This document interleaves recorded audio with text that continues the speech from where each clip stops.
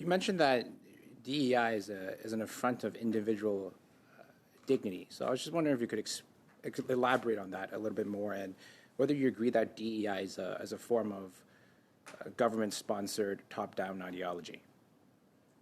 I mean, absolutely. What greater manifestation of ideological top-down stuff than DEI, right? I mean, I present myself to the world as Gad Saad.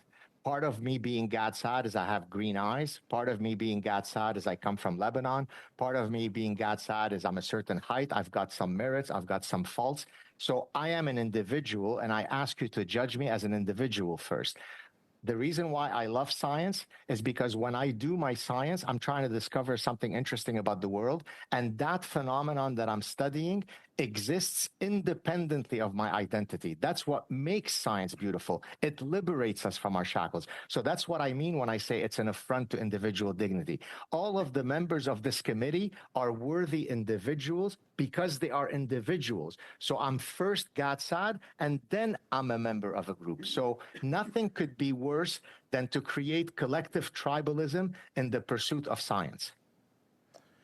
Well, thank you. And we've seen DEI essentially replace meritocracy and this liberal top-down ideology in federal research, and which is, by the way, funded by taxpayers. So it's essentially a government-sponsored ideology that's being implemented onto our public institutions. So, do you think that this has an effect of censoring academic freedoms and has the effect of being reverse discriminatory on groups that are considered not adhering to DEI? It has a huge effect on censorship. The most dangerous censorship is self-censorship. So I receive thousands of emails that always say the exact same thing. Dear Professor Saad, there's a bunch of compliments, and at the end it's, if you decide to read this email on your show, please don't mention my name. And the person who writes it is a postdoc, is a doctoral student, is a professor, all of whom are happy that I have the courage to say what I say. They would love to say it, but they know that if they do, they will lose their position in the lab, they will lose their position for funding, and so on and so forth. This is not Yemen. This is not North Korea. This is not communist China. This is happening in Canada and the United States. Wow. This is grotesque. Yeah, I mean, let's go back to basics. DEI is supposed to be something, purportedly supposed to create a fair, inclusive, and an environment that's supposed to address historical marginalizations, but it sounds like it's creating the opposite effect. It's unfair, it's exclusionary, and it's actually marginalizing those who have differing viewpoints, which again goes against the purpose of academic research, is the pursuit of knowledge creation. Would you agree that this is affecting Canadians' trust in public institutions? We've seen the lack of public trust by Canadians in public institutions at an all-time low, and it's no coincidence that it's after 10 years of liberal top-down ideology being implemented on public institutions. So, do you think it hurts our reputation globally?